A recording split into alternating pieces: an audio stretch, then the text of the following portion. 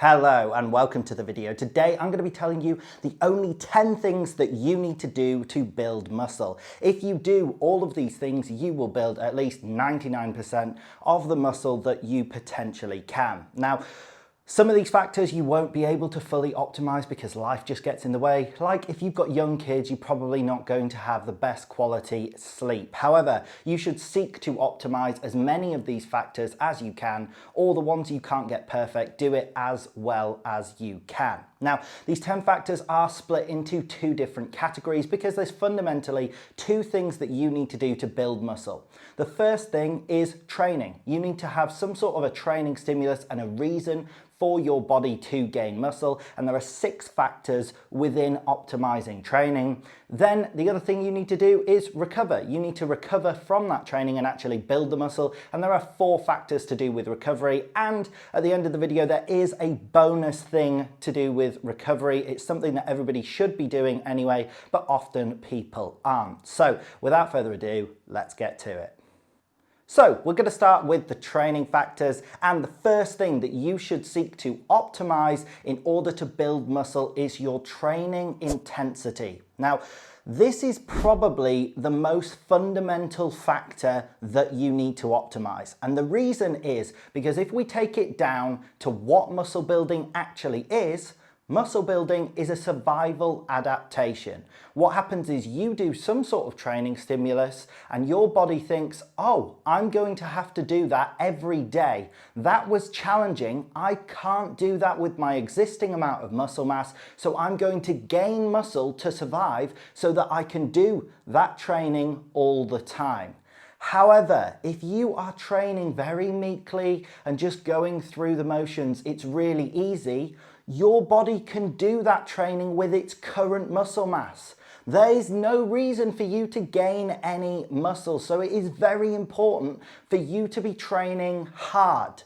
Don't conflate this with training heavy or light. That is your training load, but training hard is how much effort did you actually put in? How close to failure were you? Should you train to failure? Yes.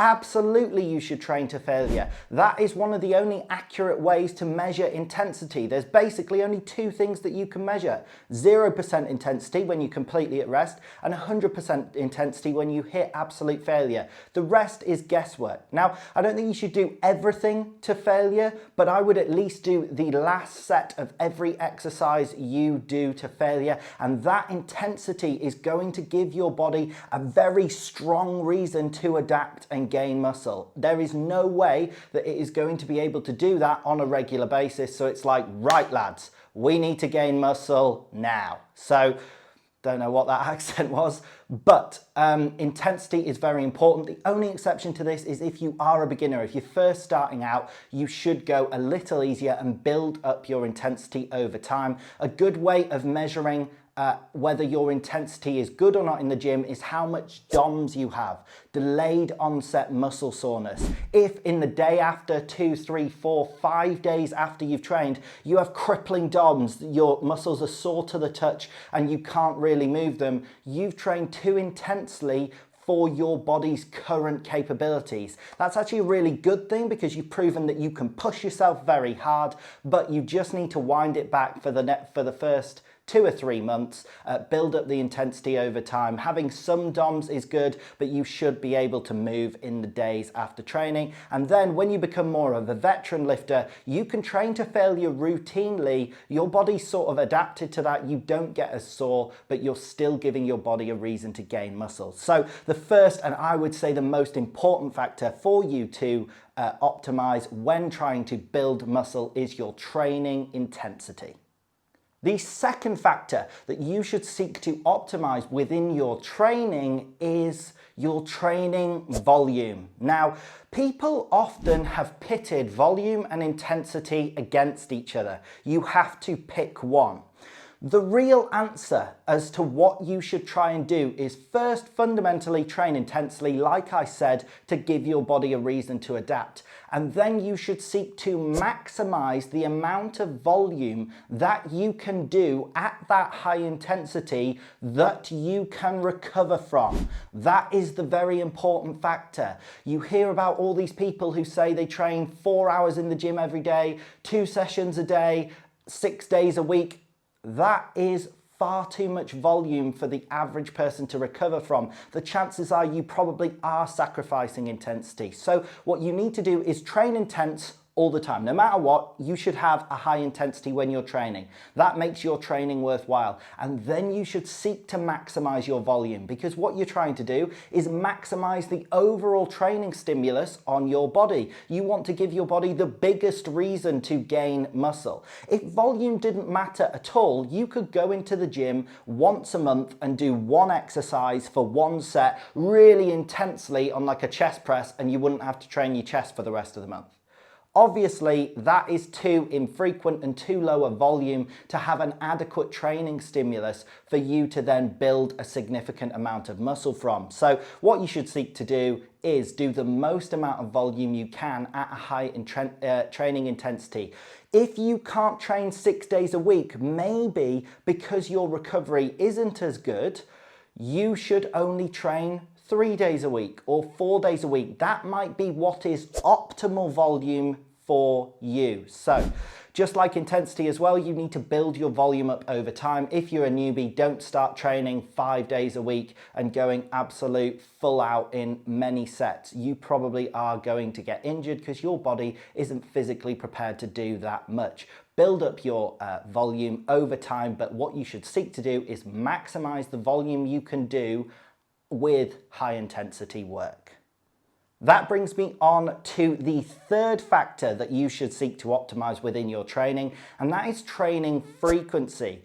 This is how often you are training each individual muscle group. So you need to be training frequently enough to be perpetually promoting muscle growth. One of the worst things you can do is train way too infrequently. A lot of people plateau because they might have looked up to some sort of bodybuilder or influencer who advocates something like a bro split. For those who don't know what a bro split is, it's where you train individual muscles on different days. You might have a bicep day, then a calf day, then a chest day, then a rest day, then a back day, then a quad day, then a delt day, then a rest day, then a tricep or bicep, I forgot which one I said, then a glute day, then an ab day, then a rest day. You end up only training each muscle group once every 10, 14 days. That is way too infrequently to be consistently gaining muscle. And the reason is, after you've trained a muscle group, if you have trained intensely and done a solid amount of volume, the most volume that you could recover from, you will have spiked muscle growth potential. Your body is in a period now after you've trained where it can gain muscle. You don't need to ingest protein within 1 hour of working out. That's an old myth. But within the next sort of 3 days, you have probably spiked muscle growth potential. But after those 3 days, when it gets to 4, 5 days, your muscle growth potential has dropped. The training stimulus that you provided is not still building muscle 5, 7, 10, 14 days later. So on a minor scale, what you're doing is promoting muscle building for about 3 days,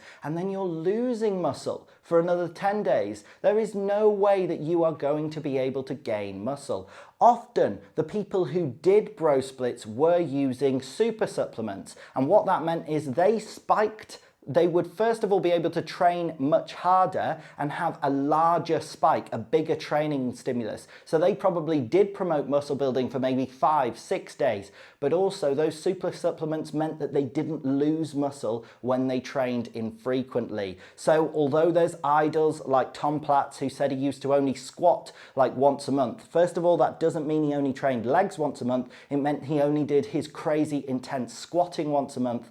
I advise you train much more frequently than that because one, you're not going to be training heavy enough and hard enough and having the overall training stimulus to promote muscle growth for such a long period of time.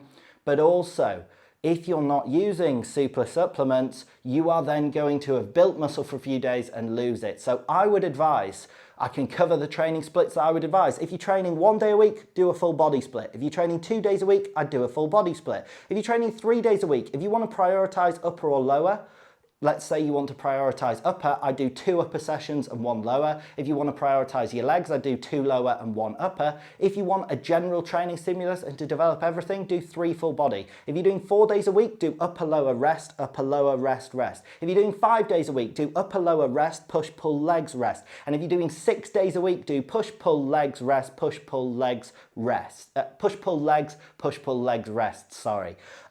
Most people, coming back to volume, cannot adequately recover from 6 days a week. Your recovery isn't good enough to be training that much overall volume. So your training frequency should probably, I would advise for most people, be 4 days a week. Upper, lower, rest, upper, lower, rest, rest. That is a fantastic training split, but I would use one of those training splits to ensure that you are training frequently enough to perpetually be promoting muscle growth in each of your muscles individually. So that is the next factor you need to optimize in your training. Make sure that you are training frequently enough.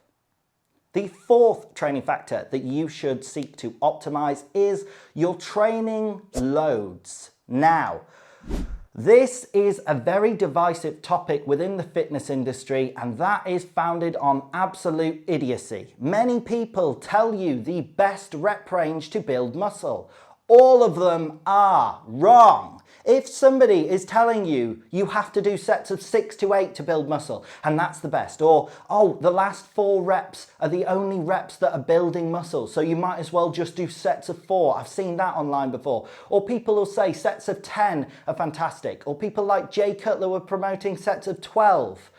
Just because they promoted their favorite rep range doesn't mean you only have to do that rep range. It's insanity. When you joined the gym, the person who signed you up didn't go, right, now, final question, pick a rep range. Stick to it, do every single exercise to this number of sets and argue that all the other ones are inefficient. That is a load of rubbish. There are people who have only ever trained like sets of 3 to 5. Powerlifters, old school powerlifters who didn't do any accessories, and guess what? They got jacked. So we know that low reps can yield lots of muscle growth. There are also people who just do high volume, hundreds of reps, like CrossFitters. They have also got jacked. So we know lots of reps can yield hypertrophy benefits. What you should do is seek to do all rep ranges. So no matter what the benefit of that rep range is, you're doing it at some point. Now, I do like doing heavier work with compound exercises at the beginning of your workout. So if you're starting a leg day with something like squats or hack squats or leg press, yeah, great. I would do it as low as 6, 5, 4 reps. But I would also do them sometimes as high as 12, 15, 20 reps. I think that hypertrophy is optimal between 3 and 20 reps. Below 3, you are starting to run into neurological fatigue. That is your nervous system that is what ends up getting fatigued. That's what powerlifters often work on, and that's great for strength adaptations. But hypertrophy, I would seek to get a bit more time and attention there and do at least sets of 3, really sets of 5 and 6 are the lowest I'd go. And I'd go up to sets of 20 because that's where you're still using a significant weight and where you can still train intensely. Beyond sets of 20, it's hard to gauge. Could I have got an extra rep? Could I not? If you're doing sets of 40, if I gave you £1 million, could you not have done a 41st rep? You probably could. So if you use a significant enough weight where you're achieving failure around 10 to 12 reps, that's great. But anywhere between 3 and 20 reps are fantastic. There is also a theory that there are 2 types of hypertrophy. Myofibrillar hypertrophy, which is increasing the number of myofibrils within the myofibers, within the fibers of the muscle. Basically, you're getting more density in your muscle, and that's meant to come from heavy lifting. That has been said within the bodybuilding world colloquially for years. You need to lift heavy to build big, dense, grainy muscle. But then there is a second type of hypertrophy that is sarcoplasmic hypertrophy, and that is where you actually increase the size of the sarcoplasm within the cells within the muscle, and that's meant to come from more pump style training, so doing like sets of 15, sets of 20, just getting the blood into the muscle. That has also colloquially been said in the bodybuilding world for years. So what you should do is seek to optimize both. Trying to pick a rep range, I think, is completely futile. It is also going to give you just a better, more rounded stimulus if you use a variety of rep ranges. So that is the next thing that you should try and optimize within your training is your loads. If you're always doing the same loads, the thing that's probably going to help you progress most is changing it up a bit. So that brings me on to the fifth factor that you should seek to optimize when gaining muscle. That is rotating different exercise variations. So this is very important fundamentally because, like we talked about earlier, what muscle building is an adaptation to survive. It's an adaptation to the training stimulus you have provided. And if you just use the same exercises over and over again, you are applying the same training stimulus on your body over and over again. Eventually, it will have done all the adapting it can do for that stimulus, and you're going to plateau, you're going to stop building more muscle. But by rotating different exercise variations, they can be quite minor changes that applies a slightly different training stimulus on your body. It's a new, fresh stimulus, and your body will start adapting. It will blast through plateaus and it will keep growing. This is actually what Arnold meant when he said you need to shock the muscle. Sometimes the body will hit a wall. And what that basically means is that the body is saying, look, I know all your tricks. I know exactly everything you do, and I am prepared for that. So you have to go and use the shocking principle. You need to shock the muscle. You need to change your training stimuluses on your body and keep fresh stimuli going onto your body in order to keep promoting muscle growth. The technical name for this is the law of accommodation, and it states that if you do the same thing over and over, eventually you will plateau and eventually you'll start detraining. You'll actually start getting worse. So rotating exercises is a very effective way to overcome the law of accommodation. Other things that you can do, like I touched on earlier, was vary the loads you use. If you always train squats sets of 8 to try and build muscle, try doing it for sets of 12, try sets of 15, try sets of 4 and sets of 3. New training stimuli on your body are always a good thing. So what this means is when you're programming your exercises, what you should do is not program specific exercises and then just sort of rotate them over time willy-nilly. What you should do is have different exercise pools. So what I mean by this is if we take a push day, instead of having the barbell bench press first, then an incline Smith machine press, then a dumbbell press, then cable flies, and finally whatever else you want. I don't know, I'm running out of chest exercises. Instead of programming specific exercises, what you should do is have a general pull structure. So me, when I program push workouts, I do a flat or decline press. And it could be with a barbell, it could be with a Smith machine, it could be with a machine, it could be dumbbell, it could be some specific special variation. Then I go on to an incline press. I try and make sure this isn't the same type as the flat or decline. So if I've done a barbell bench press as my flat variation, I won't do a barbell incline press. I'll do a dumbbell incline press or some sort of cable press or maybe an Arnold press, something to apply a slightly different training stimulus on the body. Then there will be some form of a chest fly. It could be a dumbbell fly, it could be a machine fly, it could be a cable fly, it could be coming down lower cable flies, it could be flat cable flies, it could be an incline cable flies.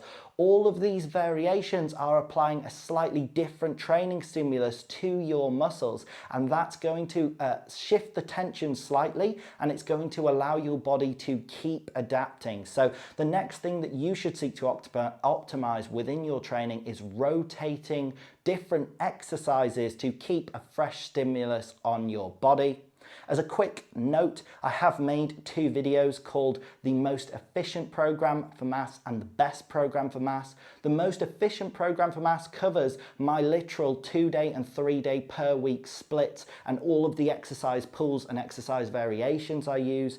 And the best program for mass covers my 4-day, 5-day and 6-day per week programs. So if you want to check them out after this video and literally get the exact way that I program, feel free to check that out after. And the 6th and final training factor that you should seek to optimize when gaining muscle, which is often criminally overlooked, is reducing injury risk. Now, this could be an entire video of itself. In fact, there are entire channels like physiotherapy channels dedicated to telling you how to reduce your injury risk. But the first and main thing that you should do is seek somebody who is qualified to tell you about injuries. I am not. If you have an injury, go and get it rehabilitated. But there are 5 quick tips that I can give that should help you reduce your injury risk when training. The first one is to warm up. The name of the game when it comes to avoiding injuries is making sure that you're doing things that you're physically prepared to do. You get injured when your body wasn't physically prepared for something. That could even be something like when you're in a car crash. Your body isn't physically prepared for that blunt force trauma. Now, you can't do anything to make your body like super strong and be able to survive a car crash, but you can do something to help prevent you from like tearing a muscle. So the first thing that you should do is warm up to make you physically prepared for the session you're about to do. Even if your body is in general physically able to do it. So you were going to do a bench press with 100 kilos for a set of 10. If you try and jump straight into it without warming up, your body isn't physically prepared when you first walk into the gym cold. So the first thing you can do to reduce your injury risk is to warm up. The second thing is to not ego lift. Basically, don't do anything that's massively past your capacity. That is something that you are not physically prepared to do. So loading up a massive weight when the warm-ups felt shaky and when you didn't think you'd be able to do it just because your mates are around you and they were like, it's all you, bro. No, it's not all you. It is all you who's going to end up in hospital. So don't ego lift. Ego lifting can also count as things outside of the gym that you're not prepared to do. If you're drunk and you just decide that you can do a round off backflip and you can't, you're not physically prepared to do it, you could probably go and injure yourself just by smashing the landing or something stupid. So that is also sort of a form of ego lifting. In general, don't do anything stupid that you can't do even on your best day.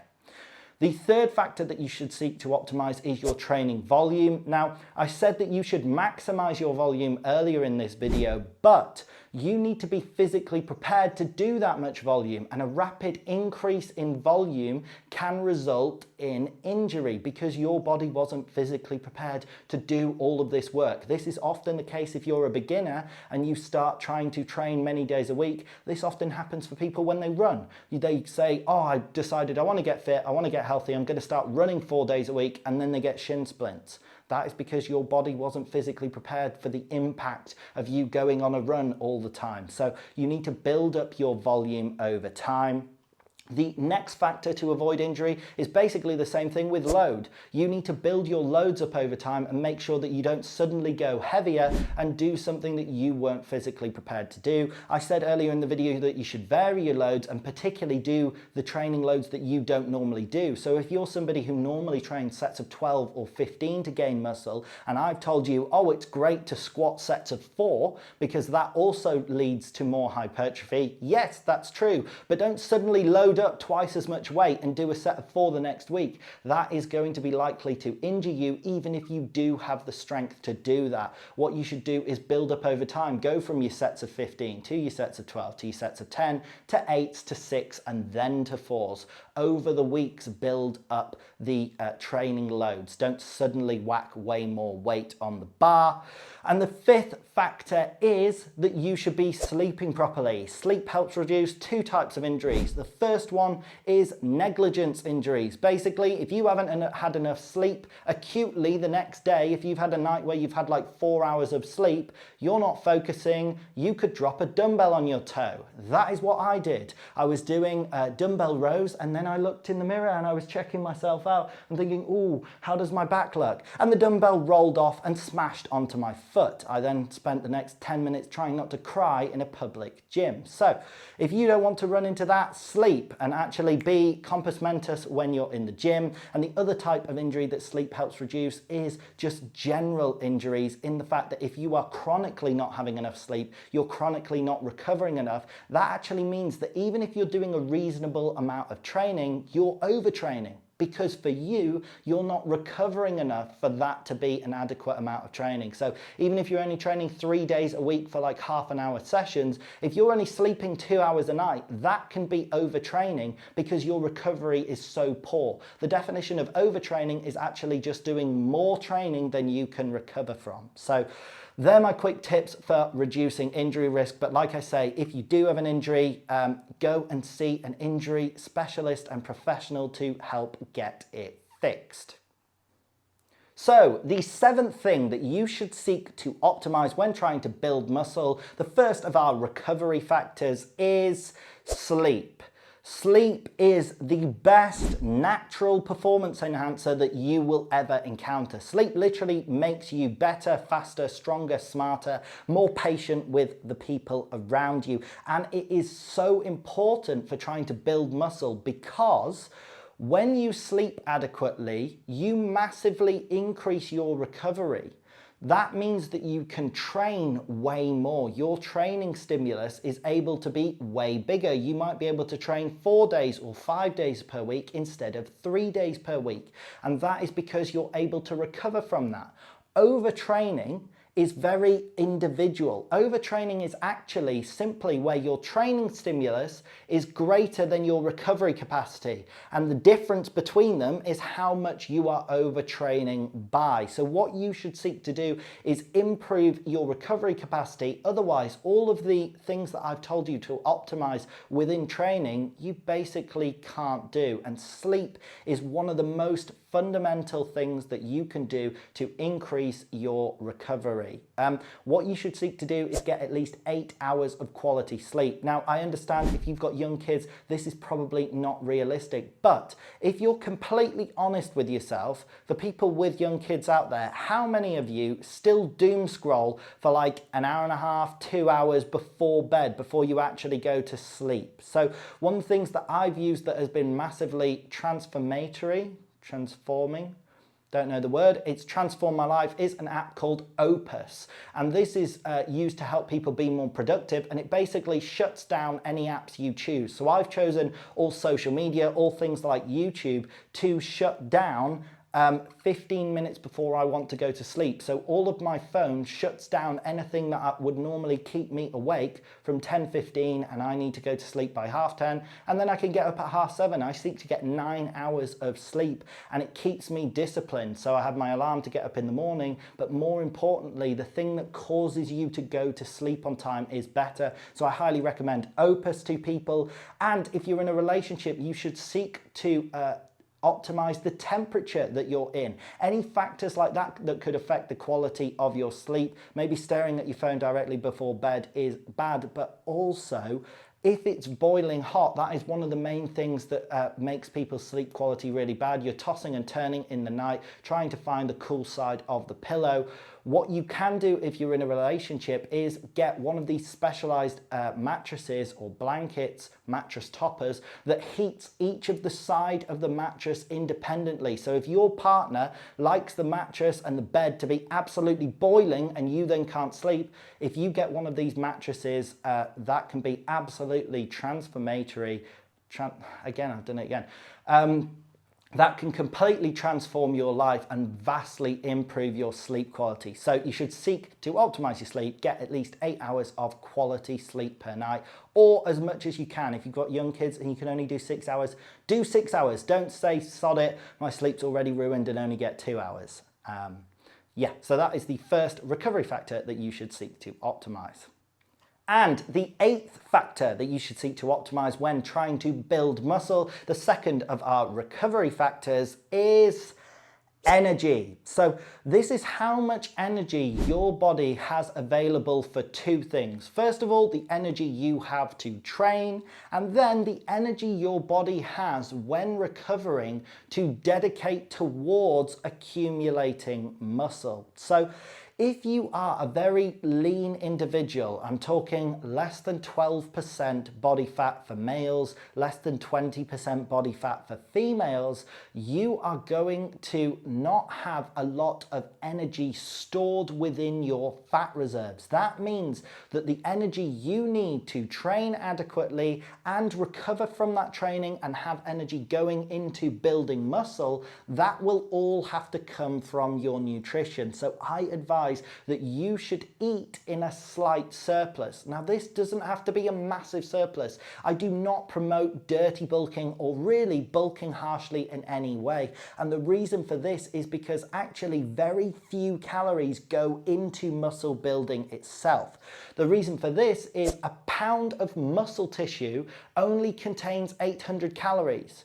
A pound of fat tissue contains 3,500 calories, and because the muscle tissue contains so few calories, you don't need that much to go into muscle building each day in order to build a lot of muscle. For example, if you were to build 10 pounds of muscle in a year, that is a lot of muscle. It is unlikely that you are going to build that amount of muscle without being a male in your first or second year of training with good genetics, unless of course you're taking super supplements, but we're not on about those. So, gaining 10 pounds of muscle a year, because there's only 800 calories per pound of muscle, that's only 8,000 calories that actually go into accumulating muscle at the end of the year. That's less than 50 calories going into actual muscle building each day. So if you're in a 500 calorie surplus,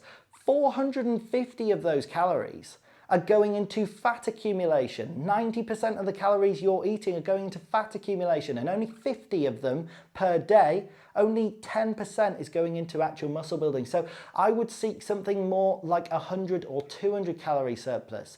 That obviously does mean you'll gain some more fat as well, but what that means if you're eating an 100, 200 calorie surplus is you have excess energy to make sure you're training hard, and there's excess energy so that you make sure that the 50 calories that could go into muscle building do. You don't want it to just eat in a 50 calorie surplus, because then your body's preferentially maybe not going to put 100% of its spare calories into muscle building. Maybe it's going to say, oh no, we need to keep some for fat or for other processes in the body. So in order to make sure that you're optimizing your muscle building, you need to make sure you have enough energy. If you do have a higher body fat percentage and lots of excess body fat, you do not need to be consuming this much energy, because your body already has that energy stored and is available. The fat, like I said, has 3,500 calories per pound. The reason it has so many more calories than muscle is because when you eat all these excess calories, imagine how impractical it would be if fat was very low caloric density. You would be huge and voluminous. The fact that the fat is very dense in calories is good. It allows us to store lots of excess calories for harsh winters. That is the whole purpose of it. But if you do have lots of excess body fat, that is the energy that your body can use to train adequately, and then to take some of that energy from fat and push it into muscle building. You can't turn fat into muscle. They're different things. That's a complete myth. Adipose tissue, fat tissue, can't be turned into muscle tissue. In the same way that there's nothing you can do to like a piece of sweet corn to turn it into beef, or you can't like cook a chicken to make it fish. There's no process you can do to change something from what it is. Adipose tissue is completely different to muscle tissue. Adipose tissue is made up of fats and muscle tissue is made up of protein. So you can, however, take the energy from that fat tissue, burn that fat, and that energy can go into muscle building. So you need to optimize your energy for your body to do two things. First of all, to train adequately in the gym, but then also to actually build the muscle and recover properly. And the ninth factor that you should seek to optimize when trying to build muscle, the third of our recovery factors, is protein. This is because muscle tissue is literally made up of proteins. In fact, your body only actually comprises of three different things, really. There are negligible, like 0.01% other things, but really it's made up of adipose tissue or fat tissue. That's your fat storages. It's made up of water. You hear all the time, your body's like 70% water, and it's made of protein. Everything else is protein. Your hair is protein, your like eyelashes, your nails, your teeth, everything else is made of protein, and that includes your muscles. So when you're trying to build muscle, it is very important that your body has adequate dietary protein to turn that into muscle tissue. Protein is the building blocks that muscle's made of. You need to have enough of it so that your body can literally build that muscle. So the advice for protein is I advise you seek at least 1 gram per pound of body weight. That is 2.2 grams per kilo of body weight. Now, if you are a person with more fat, this is less relevant to you. You can get away with maybe 0.8 grams per pound of body weight, or like 1.6 grams per kilo of body weight. And that's because you actually, a lot of your mass is comprised of adipose tissue. So the protein that you need to build extra muscle and maintain your existing muscle mass is much lower because the amount of you that's actually made up of protein is a smaller proportion. So of your lean mass, you should at least try to get 1 gram per pound of body weight, or like 2.2 grams per kilo of body weight. And the 10th thing that you should seek to optimize when trying to build muscle is supplements, external help. Now, obviously, there are super supplements. I'm not going to cover them. Everybody knows that they're going to help you build way more muscle. What I would say is you should at least optimize every other factor I've talked about within this video before turning to them. Educate yourselves on the risks and ultimately decide that it is not worth it, because honestly, it is not. But I am talking about natural supplements, things like creatine, things like caffeine, things like vitamins, supplementing what you need. You could go and get your blood work done and see what you're deficient in. Are you perpetually deficient in vitamin C? Maybe get a vitamin C supplement. Or once you've seen that, maybe you just start eating foods that contain more vitamin C, like oranges or whatever you need. Often people need vitamin D. I take vitamin D because I'm in the UK, which is very dark and drizzly, and you mainly get your vitamin D from the sun, and I barely ever see the sun, particularly at this time of the year. So you should take whatever supplements help. Creatine is fantastic. It's going to help increase your water retention. So that is going to swell the muscles with more water within your muscles. And then it's also going to allow you to train heavier. You will, or you should, get some strength benefits from creatine. That means that when you can do everything heavier, you're going to apply a bigger training stimulus. Your sets of 10, instead of them being with the 25 kilo dumbbells, they're now with the 30 kilo dumbbells. That is a bigger and better training stimulus on your body that's going to allow you to build more muscle.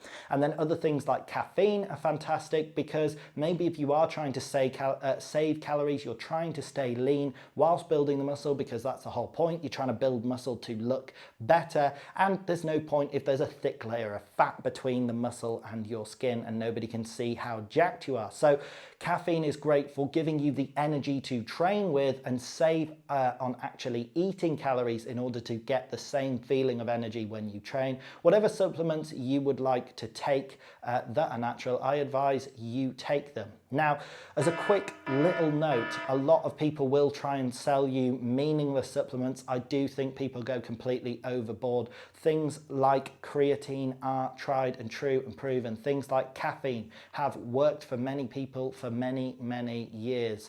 When there are many people who try and sell you, this is the secret to gaining muscle. Honestly, all the other factors within this video are significantly more important. If you optimize them, none of these other ridiculous other supplements are going to help you unless they help you optimize those factors. So something like magnesium can be great as a supplement because it often aids people's sleep. It helps them get into a deeper sleep and allows them to sleep for longer. So if you are struggling with any of the things within this video that I've told you to optimize, see if there's a supplement to help it. Training intensity isn't high enough, turn to caffeine. You're not sleeping well enough, turn to magnesium.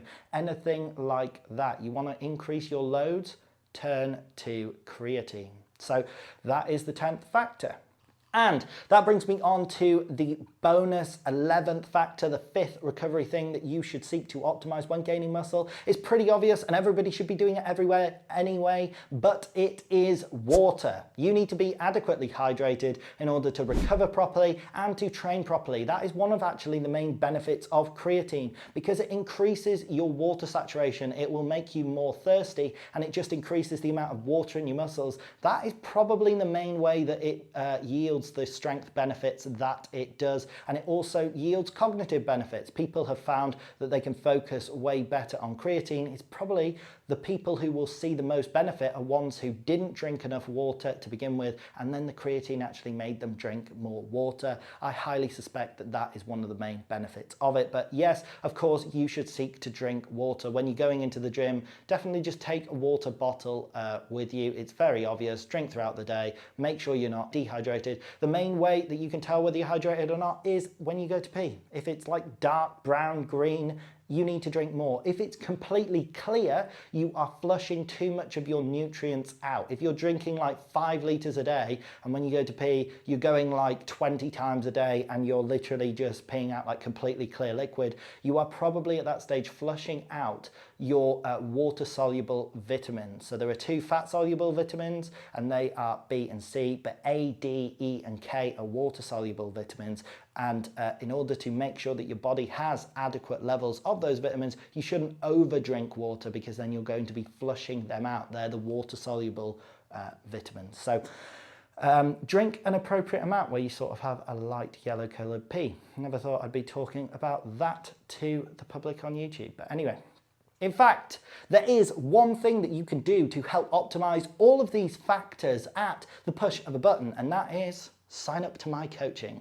There is a link in the description below. If you like what you've heard today and you've learned something and you think that these methodologies are good and you want to have a coach to help keep you accountable and optimize the factors, particularly the ones to do with training, I will optimize all of your training factors for you. So check out the link in the description below if you are interested in signing up to my coaching. But that is it for today's video. I hope you did in fact enjoy the video. If you did, drop it a like, drop it a comment, subscribe, click the bell, all of those fantastic things. Thank you very much for watching and have a great day.